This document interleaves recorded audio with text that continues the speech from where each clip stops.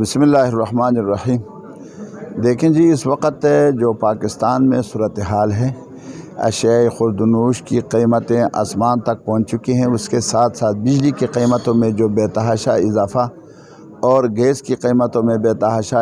اضافہ، اور اس کے ٹیرف میں، یعنی اصل تباہی ٹیرف میں ہے، جس میں یہ ہے کہ مثلا 298 یونٹ کوئی جلاتا ہے تو اس کی قیمت ایک ہے، مثلا 4,500 روپے اس پر خرچ آتا ہے، اور اگر یہ ٹیرف بدل جائے، 1-2 یونٹ اس کے اوپر آ جائیں، یہ 300 تک پہنچے، تو 300 میں پھر 8,500 یعنی 4,000 روپے ٹیرف میں اضافہ کیا گیا ہے۔ یہ بالکل یعنی لوگوں کے کھال اتارنے کے مترادف ہے، ان کے خون چوسنے کے مترادف ہے۔ اور اس میں اصل بات تو یہ ہے کہ انہوں نے جس طرح عمران خان نے پہلے کہا کرتا تھا، جب الیکشن سے پہلے وہ کہیں جاتے تھے اور کسی جلسے میں خطاب کرتے تھے کہ IMF کے پاس جانا خودکشی کے مترادف ہے اور میں خودکشی نہیں کروں گا، اور یہ حقیقت بھی تھی کہ IMF کے پاس جانا یہ پورے یعنی ایک فرد کے لیے، ایک سیاسی پارٹی کے لیے نہیں، سربراہ کے لیے، بلکہ 24 کروڑ عوام کے لیے یہ خودکشی کے مترادف تھا اور ہے اور رہے گا۔ تو انہوں نے اس وقت 27 صفحات پر مشتمل PTI کی حکومت نے IMF کے ساتھ ایک معاہدہ کیا، جس میں شوکت طرین کا دستخط ہے، جو میرے پاس محفوظ بھی تھا، اور اس میں جو 300 تک اس وقت یعنی پیٹرول فی لیٹر کرنے کا عندیہ دیا گیا تھا، اور گیس کی قیمتیں بڑھانے اور ٹیکس نیٹ میں مزید اضافہ کر کے اور اس کو 950 ہزار تک لے جانے، یہ کہا گیا تھا۔ اور اسی طرح جو ہے نا جی، مختلف چیزوں پہ ٹیکس، یہاں تک کہ ماچس کی ڈبیا جو ہے اس پر بھی ٹیکس لگا دیا انہوں نے۔ اچھا، اس میں ایک تو یہ ہے کہ یہ جو بیلز ہیں یہ بے تحاشا زیادہ آتے ہیں، ان کے ٹیرف میں اضافہ ہوا ہے، ان کے یونٹ میں اضافہ ہوا ہے، وہ اپنی جگہ، لیکن اس میں 14 اقسام کے ٹیکس، مختلف ٹیکسز لگائے گئے ہیں۔ اب ایک بل آیا ہے میرے ادارے کا، جس کا 97 ہزار روپیہ ہے ایک ماہ کا۔ اچھا، اس میں یہ تقریباً کوئی 69,000 روپیہ جو ہے اصل بجلی بل ہے، اور باقی جو ہے نا جی جو 28,000 روپے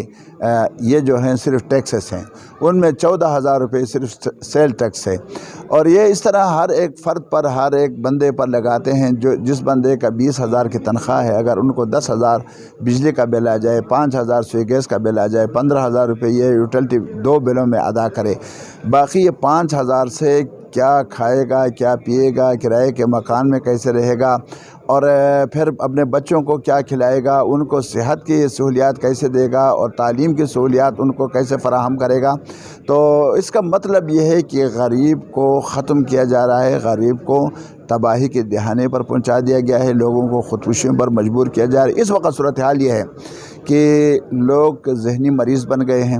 یعنی ہم خود اس کا عملی مظاہرہ کرتے ہیں، دیکھتے ہیں، راستوں میں لوگ کھڑے ہوتے ہیں، جب ہم اپنے حلقوں میں جاتے ہیں تو راستے میں شناسا آدمی، جاننے والا آدمی، جان پہچان والا آدمی کھڑا ہوتا ہے، لیکن ہم اس کو سلام کرتے ہیں، وہ سلام کا جواب اسے دیکھتا ہے آپ کو، لیکن اس کے سوچ اور فکر جو ہے کہیں اور ہے۔ بچوں کے مسائل، گھر کے گھریلو مسائل، اور اسے مہنگائی کے مسائل، اس پر لوگوں کے توجہ سارے مرکوز ہیں۔ اس وجہ سے لوگ ذہنی مریض بن گئے ہیں، اور یہ مزید اس میں اضافہ بھی ہوگا، ایک بات۔ دوسری بات یہ ہے کہ اس سے بے حیائی اور فحاشی بڑھے گی، اور بڑھ گئی ہے، اور یہ حقیقت ہے کہ جب لوگ مجبور ہوں گے تو کیا کریں گے؟ عصمت فروشی کریں گے، جسم فروشی کریں گے، اور کیا کریں گے؟ تو یہ حکومت جو ہے بالکل موجودہ حکومت جو تھی PDM کی، اور اس وقت جو نگران حکومت ہے، اس سے پہلے تحریک انصاف کی حکومت ہے، یہ تینوں حکومتیں جو ہیں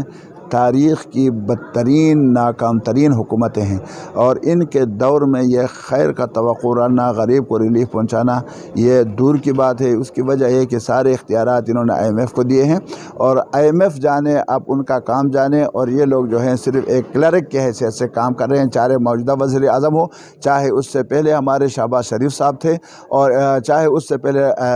ہمارے کیا نام ہے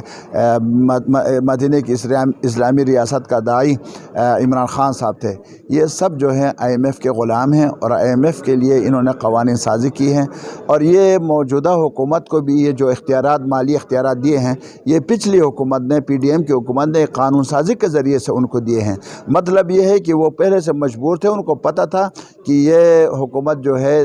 کچھ دیر تک چلے گی، تاکہ ان کے لیے کچھ مسائل پیدا نہ ہوں، پہلے سے انہوں نے مالیاتی اختیارات ان کو دے کے ان کو لے کے آئے ہیں۔ اور یہاں بھی ان کے لوگ مسلم لیگ کے پیپل پارٹی کے لوگ مرکز میں بیٹھے ہوئے ہیں، صوبوں میں تو PDM کے لوگ بیٹھے ہوئے ہیں۔ ان کا خیال یہ ہے کہ اگر ہم کچھ 5-6 مہینے 8 مہینے تاخیر سے بھی الیکشن ہوں گے تو کوئی بات نہیں، ہمارے لوگ تو وہاں بیٹھے ہوئے ہیں، ہمارے تحفظ تو کریں گے۔ تو اس صورتحال میں عوام کو اب نکلنا ہے۔ جماعت اسلامی نکل چکی ہے الحمدللہ۔ دیکھیں پشاور میں دھرنا، اس کے بعد لاہور میں خود گیا تھا، پشاور میں بھی شریک تھا، لاہور میں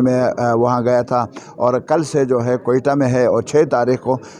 کراچی میں جو دھرنا دے رہے ہیں۔ تو جماعت اسلامی کو نکل چکی ہے، میدان میں آ چکی ہے۔ اب عوام کو چاہیے کہ جماعت اسلامی کا ساتھ دیں، جو ایک بے داغ اور جمہوری پارٹی ہے، اور اس ملک میں اسلامی نظام کی داعی ہے، اور اس ملک میں گڈ گورننس کی داعی ہے، اس ملک میں کرپشن مافیا کے خلاف اور کرپٹ مافیا کے خلاف اور جتنے بھی مافیاز اس ملک میں ہیں ان کے خلاف کھڑی ہونے والی اور ان کا مقابلہ کرنے والی جماعت جو ہے وہ جماعت اسلامی ہے۔ سے میں نے قومی اسمبلی میں بیل جمع کیا تھا، PTI کی حکومت میں اس کو گین کی طرف کبھی اس ایک کونے میں پھینکا گیا، کبھی دوسرے کونے میں، بہرحال ایجنڈے میں آتا تھا، اسٹینڈنگ کمیٹی کے فائنانس اسٹینڈنگ کمیٹی کے ایجنڈے میں وہ شامل ہوتا تھا۔ لیکن جب PTI کی حکومت ختم ہو گئی، 16 ماہ تک PDM کی حکومت رہی، تو اس میں اس بل کو ایجنڈے سے بھی خارج کر دیا گیا۔ اس کا مطلب ہم یہ نکال سکتے ہیں، اور حقیقت بھی یہی ہے کہ PDM کی حکومت نہیں چاہتی تھی کہ سود اس ملک سے ختم ہو، بلکہ انہوں نے PTI کی حکومت میں 12% سے 17% کر دیا، اور جب PDM کی حکومت آئی تو 17% سے 22% انہوں نے سود کر دیا۔ اچھا، یہ ایک مافیا ہے سودی کاروبار کرنے والوں کا، اور جو قومی اسمبلی میں بھی سینٹ میں بھی یہ مافیا بیٹھی ہوئی ہے، اور اس طرح منشیات مافیا ہے، وہ قومی اسمبلی میں بھی ہے اور سینٹ میں بھی ہے، جو شراب نوشی اور اس چیزوں کو سمگلنگ کرنے، اور اس طرح چینی مافیا ہے، اس طرح آٹا مافیا ہے، اس طرح گندم مافیا ہے، اس طرح سمگلنگ مافیا ہے۔ یعنی کوئی مافیا خالی نہیں ہے جو اسمبلی میں موجود نہ ہو، ان کے نمائندے یہاں ہوتے ہیں، یہاں ان لوگوں کے وہ جو مسائل ہوتے ہیں ان کے تحفظ کرتے ہیں، ان کے خلاف کارروائی ہونے نہیں دیتے۔ یہ ایک یعنی قومی اسمبلی اور سینٹ جو ہے یہ مافیاز کی کمپنی بن چکی ہے۔ آئین کا ایک تقاضا ہے، تقاضا یہ ہے کہ اگر اسمبلیاں اپنی مدت آپ پوری کریں اور وزیر اعظم کی ایڈوائس نہ ہو تو اس وقت 60 دنوں کے اندر الیکشن ہونا یہ آئین کا تقاضا ہے۔ اور جب وزیر اعظم صاحب ایڈوائس کریں، جس طرح شہباز شریف صاحب نے کیا کہ 3 دن جب رہ گئے تھے، 9 تاریخ کو قومی اسمبلی کے آخری اجلاس کے بعد رات 8 بجے انہوں نے سمری بھیجا صدر مملکت کو اسمبلی تحلیل کریں، تو انہوں نے 12 بجے اس پر دستخط کیے، 12 بجے کے بعد یعنی 9 تاریخ کو دستخط کیے۔ اب اسمبلی جو ہے وہ تحلیل ہو گئی، ہونے کے بعد آئین کا تقاضا ہے، آئین یہ کہتا ہے کہ 90 دنوں کے اندر یعنی 3 ماہ کے اندر الیکشن ہونے چاہیے۔ اس کے بعد اس سے تقریباً کوئی 4 6 8 دن پہلے انہوں نے ایک